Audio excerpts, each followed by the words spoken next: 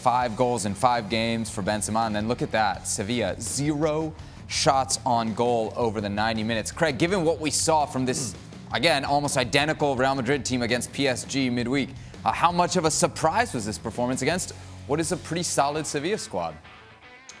Yeah, and obviously they needed that, and they've gone to second in the league now. So, for the time, Zidane was asked about the pressure, and he said, look, it would be abnormal if I wasn't under pressure here at Real Madrid, particularly off the back of their performance in Paris. But what he got today, away at Sevilla, was a response. OK, Ramos comes back in the side, that was the only change. No change for him, he got booked, but he marshalled that back line.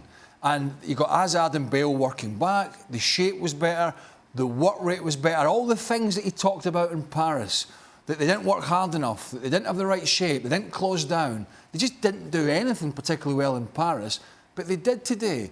They created the best 2 chances in the first half, and ironically, Sevilla were having their best spell in the game in the second half, not with anything of any note in the final third, but they were really pinning Real Madrid back. And Madrid, I thought, started to look a bit tired. I don't know why, because they didn't do anything in midweek, but they looked a bit tired. And then they got the goal. Out of nothing really down the right-hand side, some brilliant play. I mentioned the cross, but I got to mention Karim Benzema because he's not everybody's favourite. And he does things in games sometimes that are a little frustrating. But he's always there or thereabouts to dig his team or his manager at very important times out of a hole. And I thought he did that today. Jules, I wonder from your perspective, were all those reports of the disaster that was Real Madrid overblown, or was today more of a one-off? No, I think the criticism was right in many ways. The start of the season hadn't been good enough. The game in Paris on Wednesday was certainly very poor. From their point of view, 0 shot on target in Paris in the Champions League is not acceptable for Zidane or for any Real Madrid fan or for Florentino Perez or any player or whatever. So everyone was expecting a reaction, or at least wanted a reaction, or waiting for a reaction. And I think we got that reaction. They played far more as a team than they did in Paris, for example, collectively going forward, but also defensively. Sergio Ramos coming back compared to the team that lost in Paris was a huge boost, obviously. But I thought Bale and Hazard were far more involved in the game with or without the ball than they were in midweek, for example. I think Karim Benzema, when he has that kind of service, he usually scores. He had no service at all in Paris in midweek. And now you're looking at it maybe differently. They will host Osasuna in midweek in La Liga, and then it's the big Madrid derby against Atletico next weekend. And if they win against Osasuna, suddenly they're in a very strong position before going to El Wanda Metropolitano. So it can change very quickly, and I like the way Zidane responded to all the criticism in his press conference on Saturday, saying, you know what, I feel strong, I believe in this team, I believe in the work we're doing, and at some point it will pay off. And that win tonight in Sevilla was huge for him and for the team. Does the reaction prove, Craig, for you that Zidane actually on more solid footing than we might have thought?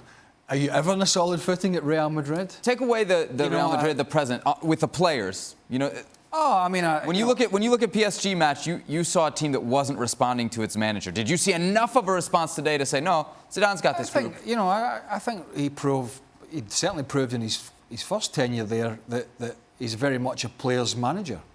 I know his relationship with Gareth Bale isn't the best, and maybe James Rodriguez, but that happens.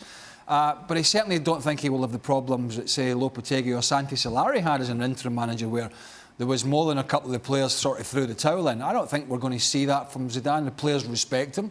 I think they respect him from obviously being one of the greatest players of his generation, but also the fact that he led them to 3 Champions League finals. And what you need to get as a manager is a response. And if he didn't get a response today, then he would have went away and he would have probably had a sleepless night. But he got a response from all his key players.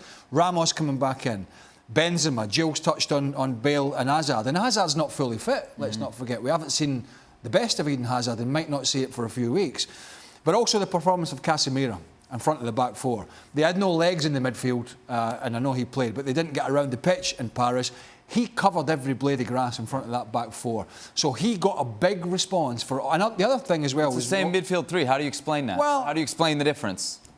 Kick up the backside, knowing that there's a need for a performance, that they're under pressure, that reading the newspapers, all these things, manager motivation, player motivation, but a little bit of everything. I also thought the fact that Marcelo's been out, it was another good game, defensively in particular, for Ferland Mendy. Big signing in the summer. Not easy to go there, but I think is looking more comfortable at left back every game he plays, and that might be a bit of a headache solver for Zinedine Zidane. Well, thank you very much for watching ESPN on YouTube. For more sports highlights and analysis, be sure to download the ESPN app. And for live streaming, premium content, and let's not forget as well, ESPN FC 7 days a week. Subscribe to ESPN Plus.